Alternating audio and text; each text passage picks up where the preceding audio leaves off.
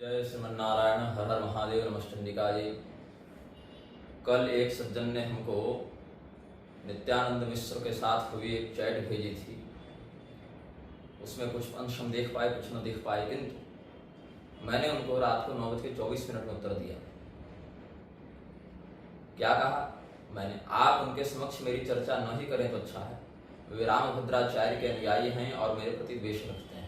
यद्यपि व्याकरण के मामले में सूत्रों पर उनका अभ्यास मुझसे बहुत श्रेष्ठ है, पर शेष में बोध का अभाव। मैं अगर अपने विपक्षी में कोई गुण हो उसकी भी प्रशंसा करता हूँ, लेकिन हमारे विपक्षी वास्तविकता में हमारे अंदर दोष दर्शन करने की ऐसे हठ में डूबे हुए हैं जो अनिराकरणीय हो गया है उनके लिए।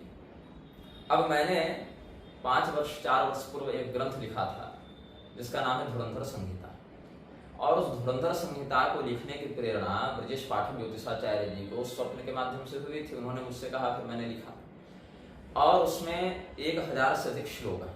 किंतु अभी नित्यानंद मिश्र ने मुझ पर एक आरोप लगाया कि मैंने वह ग्रंथ मौलिकता से नहीं तो चोरी से लिखा है। तो भैया, किस लेखक की कृति हमने चुरा ली? उससे पहले किस लेखक ने वह लिखा और चुरा ली? तो अलग अलग वेद, पुराण, स्मृति, तंत्र इत्यादि का उदाहरण देने लगे नित्यानंद मिश्र कि यहाँ से चुरा ली। तो क्या हमने उन ग्रंथों के विषय में कोई बात नहीं कही, कोई आभार व्यक्त नहीं किया? यह प्रश्न उठेगा। पहली बात यह है कि जो शास्त्रीय सिद्धांत होते हैं, जो हमारे वेद, पुराण, स्मृति और जो आगम इत्यादि में वर्णित हैं, वो नित्यानंद मिश्र या उनके गुरु की कॉपीराइट नहीं होते हैं। वो सभी सनातन धर्मावलंबियों की बौद्धिक संपदा के अंतर्गत हैं। हमने धुरंधर संहिता के अंतिम श्लोक में लिखा है, संहिता ब्रह्म ज्ञानदा 10 श्लोक मंडिता निग्रहाचार्य सत्कृता निगमतंत्र पौराणिक सम्मता सुनिद्रालुना सुप्त ब्रजेशेण वीक्षिता पुराण पुरुषोत्तमाज्ञया धुरंधर संहिता। निगमतंत्र पौराणिक सम्मता मतलब वेद, तंत्र, पुराण के शब्दों से सम्मत है या उनके माध्यम से इसकी स्वीकृति की गई है। पौराणिक, वैदिक, तांत्रिक सिद्धांतों के द्वारा यह समर्थित है। तो 1006 श्लोकों में क्या ऐसा नहीं होगा कि जब हम वेद, पुराण, तंत्र इत्यादि से समर्थित को विषय लिख रहे हैं तो उसमें बहुत कुछ ऐसे विषय भी आएंगे जो वेद, पुराण, तंत्र में यथावत उस रूप में प्राप्त होते हैं? आएंगे कि नहीं आएंगे? तो ऐसा भी नहीं है कि हमने 1006 श्लोक पूरे के पूरे कॉपी पेस्ट किए हैं। आप वहीं से पढ़ने लगे। मृगेंद्र परिसंस्थितां विधृत हयमतल्पं वरां हयारिमदघातिनीं विगतडिल्ल सद्दामिनीं त्रिलोक परिपोषणीं विविध शास्त्र शस्त्रान्वितां भजामि जगदम्बिका मधीगतां नैवधीगतां। ये आपको किस पुराण और तंत्र और पूर्वाचार्य ग्रंथ से कॉपी पेस्ट किया हुआ लग रहा है? इससे पहले देखिए, विशालमति संयुतम श्रित महापरशुधारणम सहस्र प्रमथाधिपम गजमुख प्राणघातकम चतुर्भुजमलिंदमं भुजग ब्रह्म सूत्रान्वितम भजामि गणनायकम मधुर भुग ब्रह्मणस्पति। ये कहाँ से चुराया हुआ लग रहा है? महारह मणिधारकम दिनकरम त्रिदेवात्मकम अशेषतिमिरावह मेघचक्ररथयानकम महोत्पलद्वयान्वितम भव महारोग भेषजम भजाम्यदिति संभवम सकल दत्तार्थदर्शकम। ये कहाँ से चुराया हुआ लग रहा है? सुरासुर नमस्कृतम शिरसि जाह्नवीधारकम त्रिशूल सरविष्टरान्वितम शुद्ध शुद्धिप्रदम हिमालय सुता प्रियम गजमुखस्कंद सेवितम भजामि त्रिपुरांतकम निखिलतापोपहारकम। ये कहाँ से चुराया हुआ लग रहा है?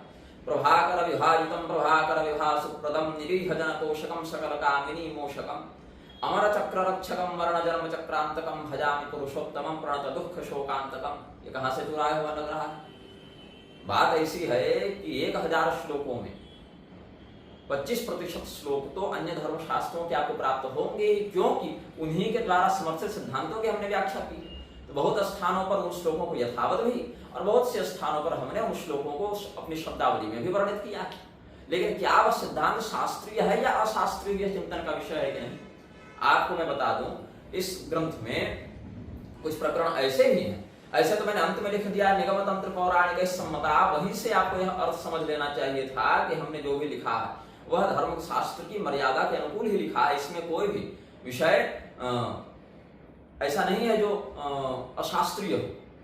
एवं स्मृति पुराणोक्तानाचारानाचरेत बुधा सत्व भाव समाजितो निर्गुणम सगुणम स्मृति। जब हमने 18वें पटल का विश्राम किया 31वें श्लोक में पूरा सदाचार बताने के बाद अंत में क्या लिखे? अलग अलग स्मृति, पुराण इत्यादि में ये सब सदाचार बताए गए हैं। इन सब आचरणों को बुद्धिमान व्यक्ति आचरित करे।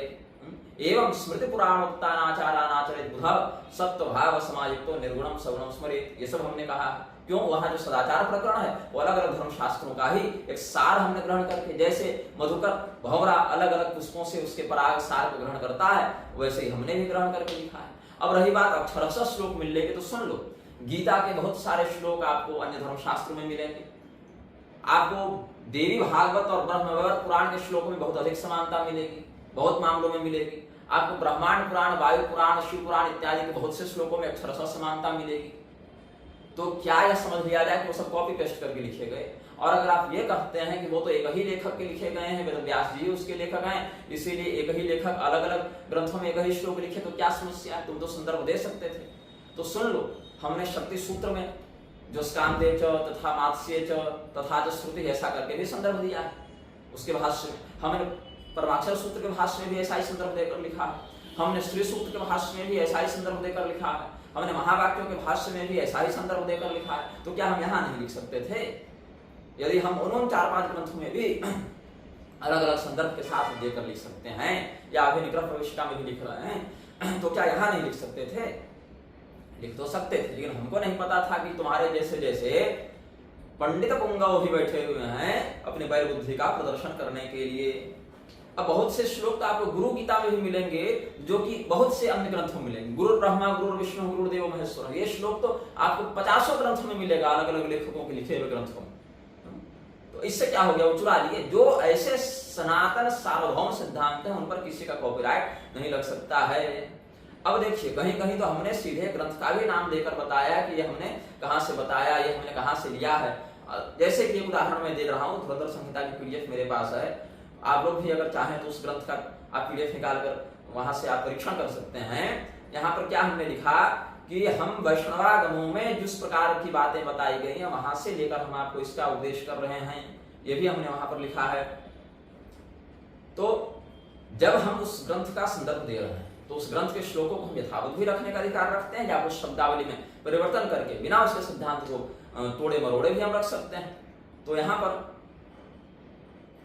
मातृकाणाम यथान्यासम तथोक्तम वैष्णवागमे संक्षेपतः प्रवक्ष्यामि वर्णानाम देह संस्थिति। 11वें पटल के पहले श्लोक में हमने लिखा, क्या लिखा कि जिस प्रकार से वैष्णव आगमों में मातृकाओं का न्यास बताया गया है, वर्णों की देह स्थिति के आधार पर उनको संक्षेप में ही कहता हूँ। तो इसीलिए वहां से वैष्णवागम का संदर्भ लेकर अब लिखना प्रारंभ किया। वैष्णवागम शताधिक है। अब वहां से प्रत्येक वैष्णवागम का सार पकड़ पकड़ कर जहां जहां हमको जो प्राप्त हुआ वो हमने एक जगह लोगों के ज्ञानवर्धन के लिए लिख दिया। अथवा आप ऐसे देखें, उससे पहले वाले जो 9वें पटल की ओर आप बढ़ते हैं तो वहां देखेंगे शब्द ब्रह्म प्रवक्ष्यामि लोकानां हितकाम्यया वर्णोद्धारे पुराणेषु स्वच्छंदे वामकेश्वरे कामधैनौ यथा प्रोक्तम रहस्यम परमाद्भुतम कौथुमस्य पुराख्यानम यथा सुतनुभाषितम। कहां से बता रहा हूं? वर्णोद्धार तंत्र से बता रहा हूं, स्वच्छंद तंत्र से बता रहा हूं, वामकेश्वर तंत्र से बता रहा हूं, कामधेनु तंत्र से बता रहा हूं। और पुराणों में यह परम अद्भुत रहस्य जिस प्रकार से कहा गया है, और पूर्व काल में कौथुम का जो आख्यान सुतनु के द्वारा कहा गया है, उसे मैं कहता हूं। संदर्भ तो देते ही गए, कुछ स्थानों पर दिया है और कुछ स्थानों पर हमने नहीं दिया है। लेकिन एक बहुत ही आज्ञाकारी सेवक की भांति नित्यानंद मिश्र ने हमारी सेवा की है, इसके लिए हम उसका धन्यवाद व्यक्त करते हैं कि हमारे उन श्लोकों में किस किस धर्म शास्त्र का तेज प्रतिष्ठित है और क्यों धुरंधर संहिता लोगों के कल्याण के लिए है, ये उसने भले हमारी द्वेष भाव से भक्ति की लेकिन कर दिया। जैसे शिशुपाल ने भगवान नारायण को गाली देते हुए भी उनकी महिमा का ही बखान कर दिया और अपनी मूर्खता का प्रदर्शन किया, वैसे ही नित्यानंद ने वेश बसाते ही सही लेकिन हमारे विरोध की आड़ में धुरंधर संहिता को कैसे प्रामाणिक सिद्ध किया जाए, कैसे धर्मशास्त्र से अनुकूल सिद्ध किया जाए, इसका व्यापक परिश्रम किया। जिसके लिए हम अपने इस अघोषित सेवक का धन्यवाद व्यक्त करते हैं। और सौभाग्य से इसने इस लेख के पहले ही लिख दिया है निग्रहाचार्य सत्कृता निगम तंत्र पौराणिक सम्मता, जो निग्रहाचार्य के द्वारा अत्यंत सद्भावना से युक्त होकर लिखी गई है। यह निगम मतलब वेद तंत्र और पौराणिक सिद्धांतों के द्वारा समर्थित है। तो अवश्य ही जो जिस ग्रंथ से समर्थित होगा उस ग्रंथ की कम से कम 25% छाया तो आपको स्पष्ट दिख जाएगी ना। 1006 श्लोकों में से कितने श्लोकों का यह प्रमाण देता है मैं देखता हूं, जरा आपके साथ पढ़ता जाता हूं। काम त्यागत्व विज्ञानम सुखम ब्रह्म परम पदम, ये कहाँ का है? बोले अग्नि पुराण का है, 382 अध्याय 10वां श्लोक। तो अग्नि पुराण जो बात कह रहा है वही बात धुरंधर संहिता में हमने अग्नि पुराण का ही सार बता दिया। इसका अर्थ है वह श्लोक प्रामाणिक है, वह श्लोक अहितकारी नहीं है। फिर कहते हैं आगे तदेव निष्कलम ब्रह्म निर्विकल्पम निरंजनम। ये कहाँ से? यह ब्रह्म बिंदु परिषद का है। तो बोले ये तो वेद सम्मत सिद्धांत हो गया। तो वेद सम्मत सिद्धांत का अनुसरण करना चाहिए कि नहीं करना चाहिए? तो इसका अर्थ धुरंधर संहिता पढ़ोगे तो वेद के उस मर्म से भी अवगत तो हो जाओगे। फिर कहा काल सृजति भूतानि काल संहरति प्रजा। ये कहाँ का है? बोले पूर्व पुराण का है। तो अगर धुरंधर संहिता पढ़ोगे तो पूर्व पुराण के उस रहस्य से भी अवगत हो जाओगे। फिर कहा शिवस्य तो वशे कालो न कालस्य वशे शिवः। इसका मूल संदर्भ कहाँ मिलता है? बोले शिव पुराण से मिलता है। तो धुरंधर संहिता में शिव पुराण का भी समर्थन प्राप्त हो गया, मतलब प्रामाणिक है। फिर कहे महति तेन कालस्य मर्यादा हेतुरत्यया। ये कहाँ से है? बोले ये भी शिव पुराण से है। तो कितना अच्छा हो गया कि शिव पुराण का समर्थन श्लोक को भी प्राप्त है। एकम नारायणम ब्रह्म शून्यम शुद्धम निरामयम। ये कहाँ का है? बोले लक्ष्मी तंत्र का है। तो इसका अर्थ है कि लक्ष्मी तंत्र का भी समर्थन प्राप्त हो गया। हमने कहा ये वैष्णवागमों में जो बातें वर्णित है वह भी हम लिख रहे हैं। लक्ष्मी तंत्र की गणना वैष्णवागमों के ही अंतर्गत है। तो इसका अर्थ है कि लक्ष्मी तंत्र जिस बात का समर्थन कर रहा है उसी बात का समर्थन धुरंधर संहिता में भी प्राप्त होता है। मतलब धुरंधर संहिता में अप्रामाणिकता नहीं है, अशास्त्रीयता नहीं है। फिर आगे देखिए, आत्मा न जायते नैव म्रियते न च दुःख भाग निर्लेपः परिपूर्णश्च सच्चिदानंद विग्रह। ये भी शिव गीता से है। ये कह रहा है कि this verse is not original, it's copied verbatim from the Shiva Gita verse 2:7, मतलब दूसरे अध्याय का 7वां श्लोक। तब देखिए शिव गीता का यह श्लोक यहाँ पर है, अर्थात शिव गीता से भी धुरंधर संहिता की बात का समर्थन हो रहा है। मतलब हमने मनमानी बात नहीं लिखी, हमने वही लिखा जो धर्मशास्त्रों का मत है। अब आगे देखिए, कविं पुराणम अनुशासितारम सूक्ष्माच सूक्ष्मं महतो महांतम योगेन पश्यन्ति न चक्षुषातम निरिंद्रियम पुरुषम रुक्म वर्णम। ये सिद्धांत कहाँ से लिया गया? बोले वायु पुराण से लिया गया। ये मुझे कहता है तुमने वायु पुराण से चुराया, लेकिन क्या ये चोरी है? हमने तो पहले कह दिया कि निगम तंत्र पौराणिक सम्मता। तो अलग अलग वेद पुराण तंत्र के ही तो बातों का यहाँ पर आपको संदर्भ मिलेगा, कुछ भी वास्तविक पूरे श्लोकों के रूप में भी मिलेगा। जैसे ब्रह्मार्पणम ब्रह्म हविः ब्रह्माग्नो ब्रह्मणाहुतम, या ब्रह्म सत्यम जगन मिथ्या जीवो ब्रह्म बना पर, ये सब भी बातें हैं। तो ये सब क्या मान्य सार्वभौम सनातन सिद्धांत नहीं है, और हमने घोषणा कर ही दी है कि वेद पुराण तंत्र से समर्थित है, सम्मत है। तो 25% आपको यथावत रूप में और 75% फिर उसकी मेरी शब्दावली में व्याख्या भी प्राप्त होगी। तो ये उसकी प्रामाणिकता को दृढ़ करता है या लेख कि उसकी प्रामाणिकता को खंडित करता है। तो वायु पुराण का समर्थन मिल गया। सर्वत्र मैथुन त्यागो ब्रह्मचर्य प्रकृतितम। सर्वत्र मैथुन का, अष्टविध मैथुन का परित्याग ब्रह्मचर्य कहलाता है। ये देवी भागवत का है। तो देवी भागवत का वह सार, वह सदाचार पर वचन, वो भी आपको धुरंधर संहिता में मिल गया। और हमने सदाचार प्रकरण में यह कहा भी था कि आगे भी कहा है कि स्मृति पुराण इत्यादि में ये सब सदाचार बताए गए। हमने ये नहीं कहा कि अपनी खोपड़ी से हमने ये सदाचार अलग से कोई नया बनाकर लिखा। हमने तो कहा स्मृति पुराण इत्यादि में ये सब सदाचार है, इसका पालन करो।